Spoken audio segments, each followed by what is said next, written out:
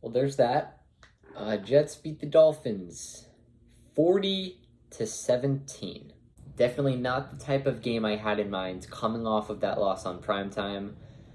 But yeah, Skylar Thompson, did not expect to hear that name today or say that name. 19 for 33, 166 yards and an interception. That interception was not his fault. Talk about that in a bit. Teddy Bridgewater, 0 for 1. But the rushing game was pretty impressive. Really, only Raheem Mostert was impressive. That was like the brightest point of this game. 18 carries, 113 yards, and a touchdown. It has been clear that Mike McDaniel wants him as the running back one, and that's what he's going to get. Chase Edmonds gets 1 carry for 1 yard. Also, Edmonds with 2 drops, one of them being crucial on third down. Tyreek Hill, 2 for 13. Myles Gaskin had a carry, 4 carries for 9 yards. He was basically the guy on third and short. Receiving, Tyreek Hill, 7 receptions for 47 yards. Mike Gesicki, 1 for 30. That was like last play of the game. Gaskin, 3 for 24. And Waddle, 3 for 20. Cedric Wilson, 2 for 20. Moving on to the Jets, Zach Wilson, 14 for 21, 210 yards. The rushing, this is probably what lost us the game. All 5 touchdowns scored on the ground. Breece Hall, 18 for 97, a touchdown. Michael Carter, 10 for 21, 2 touchdowns. Braxton Berrios, 1 for 15, a touchdown. Zach Wilson, 4 carries, 2 yards, and a touchdown.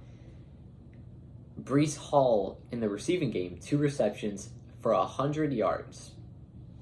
Longest one going for 79. Corey Davis, 2 for 38. Garrett Wilson, 3 for 27. First of all, before we get any further, the inactives. And I'm not talking about pregame inactives, in-game inactives. Xavier Howard was he was on the list of inactives a couple minutes before the game started. Byron Jones, that's already your 2 top corners out.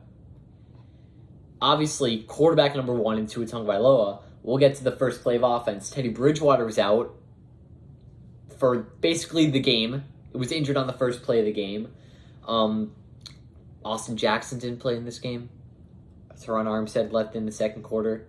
Tyreek Hill left in the fourth quarter, but we knew he was playing injured. So was Jalen Waddle with that quad or hamstring, whatever it was. The Dolphins may have been playing with practice squad cornerbacks and practice squad offensive line, but the Jets, I'm not going to make excuses. The Jets won fair and square.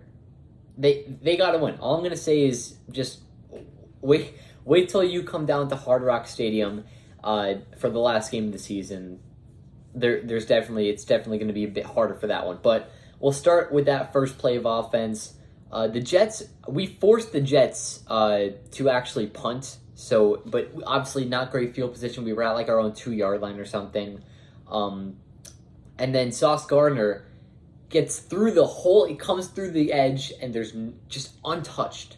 Bridgewater, with the play action, looks right when he turns around. Sauce Gardner sprinting at his face.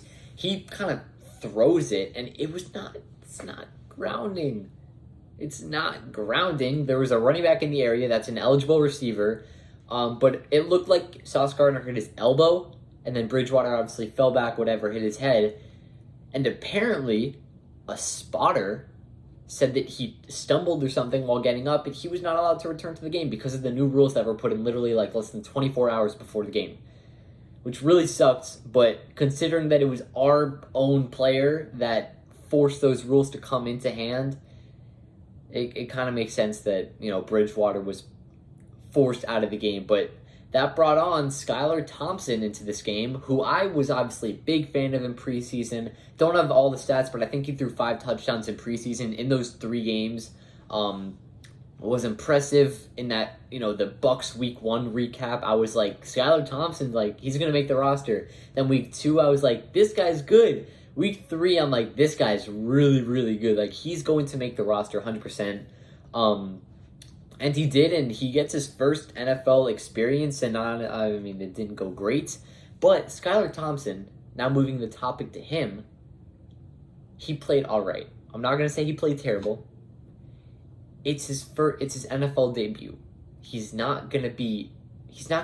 obviously not going to play like he played in the preseason, but obviously from this, you can tell that preseason is not what the regular season really is.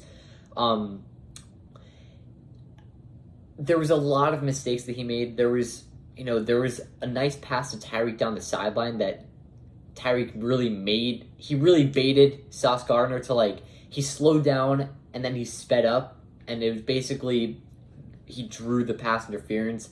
But it was a nice pass by Skylar Thompson, I will say. McDaniel kind of moved to the short game because he didn't really, I don't know if he really trusted him, but I think he wanted to get Skylar Thompson more, into rhythm and get kind of comfortable in an actual NFL game, which was the first time in his career, of course. 7th round rookie out of Kansas State, I'm pretty sure.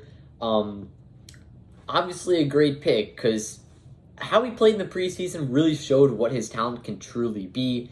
But obviously he didn't get any reps at starting quarterback in training camp or practice, whatever, even the past week. But we really don't know what Sunday against the Vikings is going to look like. Austin Jackson, based off of McDaniel's press conference today, sounds like he's on the right track to play. Teron Armstead, we don't really know. He said that he went to a foot doctor today, and it's looking kind of good. Xavier Howard, we don't really know yet either. Byron Jones, he already said is going to be out, so that is looking like a complete bust. They said he was looking good in the spring to be available week 1 against the Patriots. Now he's out for the first 6 weeks of the season, which just really sucks. Teddy Bridgewater, we don't know if he's going to be back. He's not even allowed to practice until Wednesday, the earliest. And obviously the biggest news, Tua. McDaniel said he's not ruled him out, which is, I guess it's good, because he ruled out Tua for the Jets game, I think, on Monday or Tuesday. So we're still kind of early in the week, but they're taking a day by day. So I mean, he has not returned to any football activities, so there's a fair chance he's not back on Sunday against the Vikings. Would love to see him return against the Steelers Sunday night against Flores. That might be something.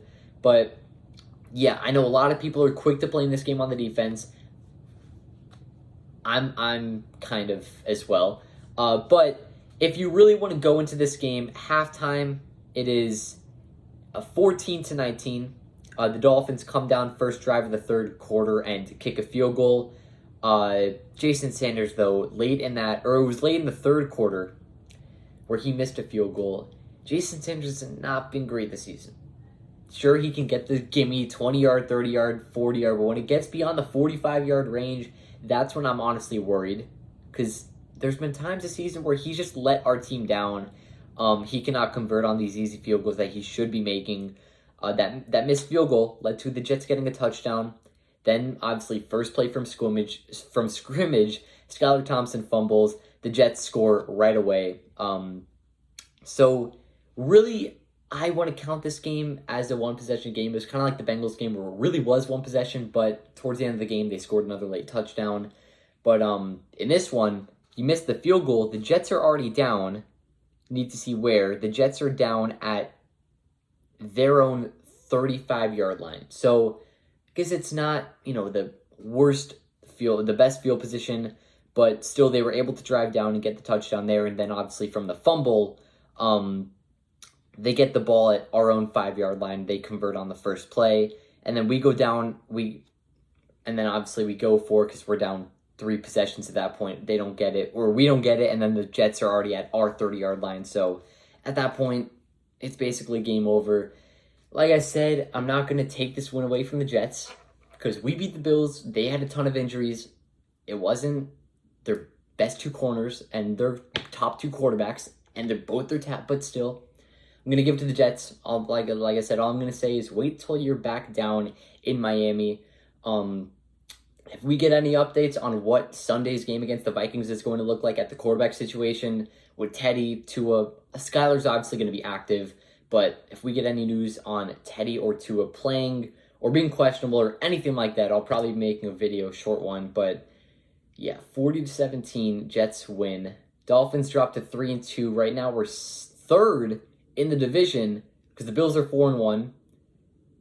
And the Jets are 3-2, and obviously now they have the tiebreaker over us. But I think that season is not over. We have the Vikings next week. That's going to be an important game. Then we have the Steelers, and then the Lions and the Bears, and then the Browns without Watson. And then I think we have the Texans. Those are 6 winnable games. Not saying we're going to win all 6, but I think we can go 5-1, 4-2. I think Tua will return as late as the Steelers game. Maybe Sunday versus the Vikings. Like I said, we don't know anything about that right now. Neither does McDaniel. Neither does Tua. But yeah, that'll wrap up. Tough loss in MetLife Stadium. But we'll be back. Promise you that this team is not going to lose 3 in a row. I'm almost guaranteeing a win Sunday versus Minnesota, but that'll be tough. They've been pretty good this season, so we'll see what that gets to. Like I said, any news that we get, I'll make a video about it. But either way, that'll wrap up. Hope you guys enjoyed. Have a great day. Peace.